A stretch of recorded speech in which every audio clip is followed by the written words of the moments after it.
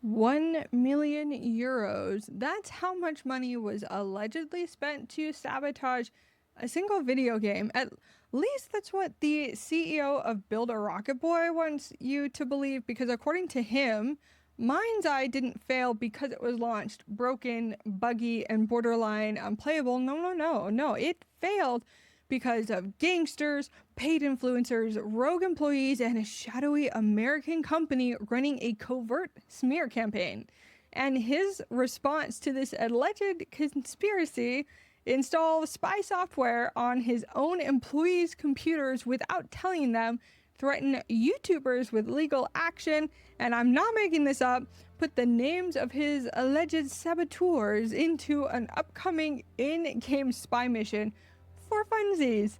This story has more layers than an onion wrapped in red flags. So let's start peeling this thing apart one layer at a time. So before we get into these conspiracy claims, we need to talk about what actually happened with MindsEye, because the context here does matter. MindsEye launched on June 10th, 2025, developed by Build a Rocket Boy, or BARB, and published by IO Interactive under their new publishing label. The studio is founded by Leslie Benzies, the former president of Rockstar North, who was a key figure behind the Grand Theft Auto series before leaving in 2016 in a messy legal dispute over royalties and whatnot. His co-CEO, Mark Gerhard, formerly the CEO of Jagex, the studio behind RuneScape. With Benzies' pedigree and over $110 million in funding, expectations for MindsEye were massive, to say the least. This was supposed to be the debut title from a studio with Grand Theft Auto DNA and a stepping stone towards their ambitious metaverse project called Everywhere. Instead, though, MindsEye became arguably the worst reviewed AAA game of 2025, and that's not hyperbole. It literally had the lowest Metacritic score among all games in the week following its launch. Only 6% of critics on OpenCritic recommended it. IGN called it simply not ready to be released. GameSpot described it as stringent and relentlessly dull. This game was so broken that PlayStation took the extraordinary step of offering no questions asked refunds, something like Sony almost never does. And the last time they did that was for Cyberpunk 2077, because they had a disastrous console launch back in 2020.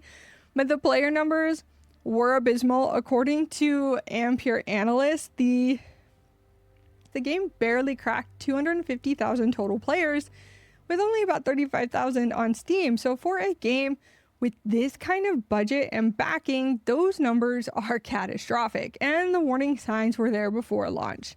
The studio didn't send out advanced review copies. The chief legal officer and chief financial officer both left the company a week before release.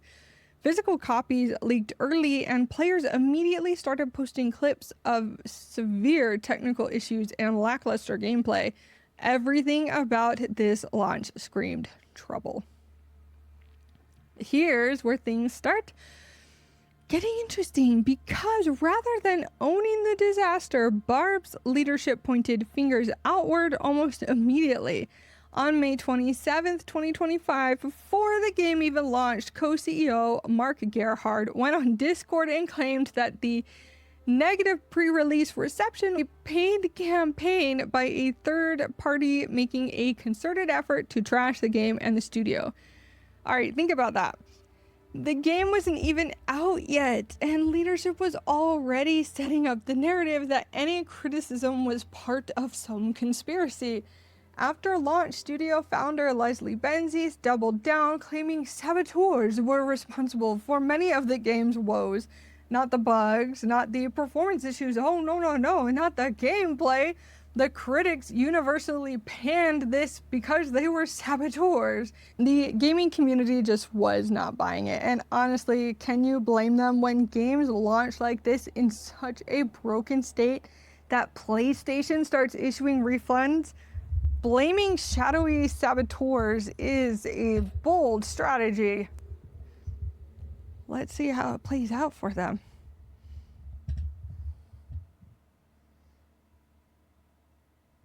what followed the launch was devastating, especially for people who actually made the game. So by 2025, nearly 300 employees had received at risk of redundancy emails. Between 250 and 300 workers ultimately lost their jobs. And in October, 93 current and former employees did something remarkable. They published an open letter through the Game Workers branch of the Independent Workers of Great Britain's union, and it was scathing. The letter addressed Benzies and Gerhard, accusing them of long-standing disrespect and mistreatment. Employees described 4 months of mandatory crunch before launch, 8 hours of overtime per week for every single employee. The compensation was a joke, saying 7 hours of time off for every 8 hours of overtime worked.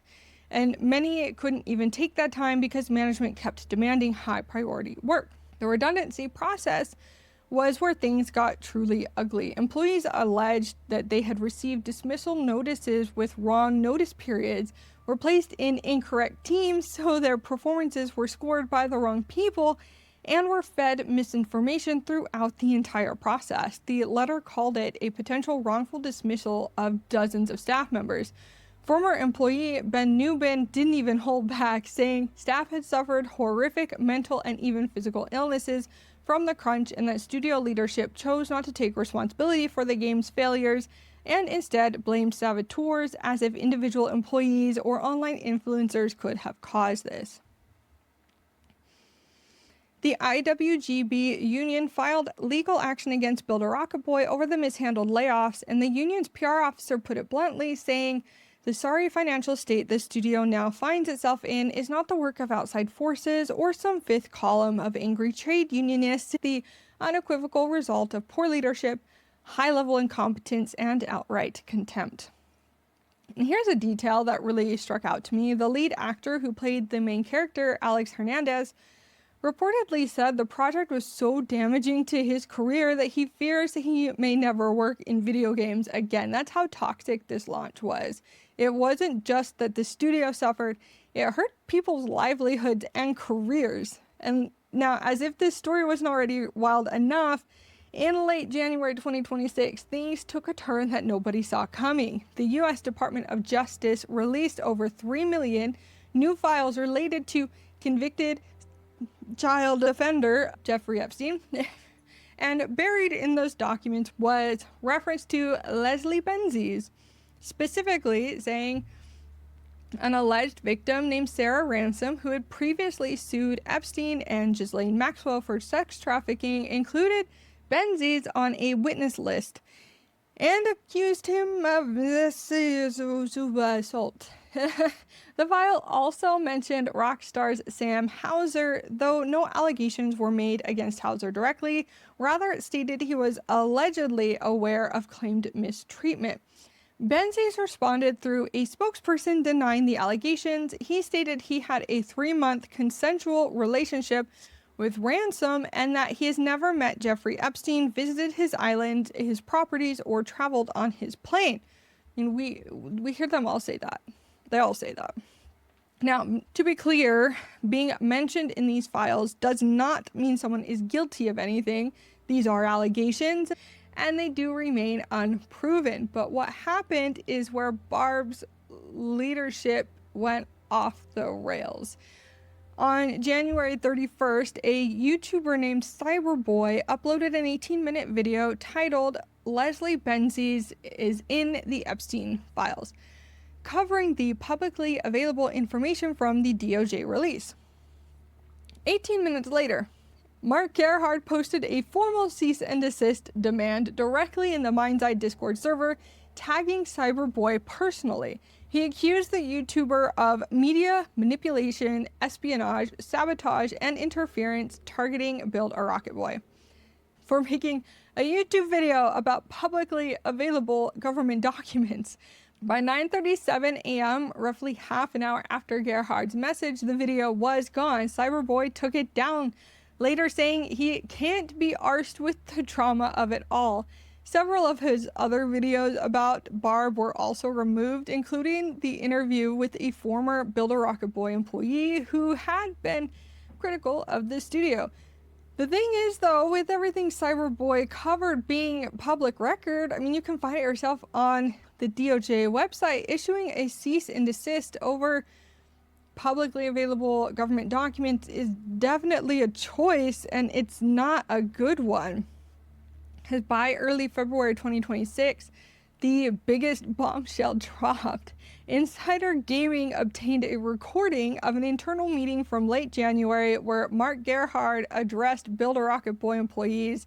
And what he said in that meeting is genuinely unhinged. Gerhard opened the call by announcing that he had caught the guys who'd been sabotaging MindsEye. He alleged that a very big American company, while being coy about naming them, saying it's probably not the company you're thinking of, had funded a sabotage campaign with a budget of over $1 million throughout 2025. According to Gerhard, this American company hired a UK-based firm called Ritual Network to carry out the smear campaign. He described Ritual Network as a bunch of gangsters and claimed they had been paying several influencers, including Cyberboi, 3 journalists, and even Build a Rocket Boy's own employees to destroy the game's reputation. Okay. He stated that all of these individuals would be served with criminal complaints for, you guessed it, espionage, sabotage, and criminal interference. Now, here's where things go from wild to absolutely bizarre. Gerhard then told his employees he wanted to own this narrative, and this is a direct quote here, "Have some fun with it." His plan is to put the names of the alleged saboteurs into an upcoming MindsEye spy mission, a mission that was originally supposed to be a Hitman crossover with IO Interactive, but since BARB and IO are parting ways, it's being repurposed into this kind of like revenge fantasy content. So he says, let's tell the community the story before it even plays out in court. Are the lawyers approving this one? Saying, we've taken a couple of punches, we've kept turning the other cheek, and while we got our house in order, now it's time for us to start judoing this right back at them. At the end of the day, we're storytellers, we're game makers. His words. But wait, there's more, because that same leaked meeting revealed something that should concern every game developer in the industry. Gerhard admitted that Build a Rocket Boy had rolled out enhanced cybersecurity software on employee computers. Insider Gaming identified the software as Teramind, a monitoring tool capable of tracking keystrokes, screen activity, file transfers, and web browsing in real time. The kicker was installed on employees' work computers without their knowledge, and staff reportedly only found out about it during this meeting. I've worked for companies, they record so much more than this, it gets really creepy, but at least I'm aware and I am agreeing to it by signing various forms when I work for the company, or I'm made aware when this stuff is rolled out. So I wouldn't be happy to find out about it later. Gerhard said that he took full responsibility for the poor communication around the rollout and said he hopes to have it removed within 3 months, but then added this gem saying, I think it goes without saying that we can trust 99.9% of this business. The problem is it's the 0.1%. So to recap, you've got a CEO who is secretly installing surveillance software on employee computers, claiming it's to catch internal saboteurs while simultaneously threatening YouTubers with legal action, planning to put alleged saboteurs' names into his failing game as some kind of in-game revenge mission, and telling his team the next 90 days are absolutely critical for business. This is the same leadership that 93 of their own employees publicly accused of mistreatment, mismanagement, and creating a toxic workplace. The same leadership whose employees said the game failed because of management repeatedly refusing to listen to your workforce of years of experience. So, now, what about Ritual Network, the company at the center of these allegations? Well, they responded to Insider Gaming, flatly denying any involvement. The described themselves as a creator support platform and stated they're not aware of any legitimate legal action involving Ritual Network, and have not been provided with any evidence supporting these claims. And here's an important detail that Kotaku uncovered, so take it for what it's worth. Gerhard reportedly called Ritual Network a very big American company in the meeting, but Ritual Network is registered in North Lincolnshire, as in England, not America. The company reportedly employs fewer than 20 people, and their publicly available tax returns show net current assets of around £800 in February of 2025. So to claim that a very big American company funded this $1 million sabotage campaign through them doesn't exactly add up on the surface. Kotaku did confirm that an email address listed on Cyberboi's YouTube channel belonged to Ritual Network, suggesting he was one of their managed creators, but being managed by a talent agency and being paid to sabotage a video game are two very different things. Where does MindsEye actually stand today? It appears to be very complicated. BARB pushed a major update on February 4th, which Gerhard called a defining chapter and the start of a new era for the game. They've been patching it consistently since launch. There has been a noticeable shift in Steam reviews, while the overall rating still remains to be mixed. Recent reviews have turned to more positive. But here's the reality check. At the time of the reported leaked meeting, MindsEye had only 40 concurrent players on Steam. For context, that's fewer players than some indie games have on their launch day. BARB is also separating from IO Interactive as their publisher, meaning they're going to be truly independent. IO Interactive CEO reportedly said the MindsEye disaster means it remains to be seen whether they'll publish other studios' games again. So BARB's failure didn't just hurt BARB, it may have killed an entire publishing initiative. And the game is still priced at roughly $27 on a 50% discount. So it's still too high for what the game currently is. Like, I want to be fair here. Is it theoretically possible that some form of coordinated negative campaign existed against MindsEye? I mean, sure, stranger things have happened in the gaming industry, and there's definitely a lot of wild, crazy conspiracy theories that are starting to be verified as true. So I guess in theory, this could just be one of those. I don't think so. BARB's official statement to press did say they have evidence of a coordinated campaign to purposefully and maliciously damage Builder Rocket Boy's reputation. I mean, if they genuinely have evidence, then a courtroom would be the right place to present it, right? But here's what we do know for certain. MindsEye launched broken and unfinished. Critics universally panned it. PlayStation issued refunds. Their studio's own chief legal officer and CFO left before launch.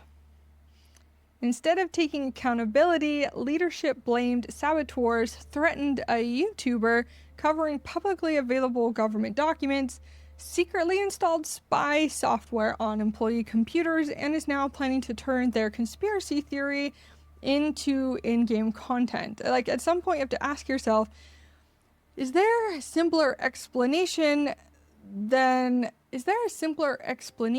a shadowy company spent $1 million to destroy a game made by a studio with a former GTA producer? Or is it that the game just wasn't good, like leadership refused to accept that, and now they're just spiraling deeper and deeper into conspiracy theory thinking to avoid accountability?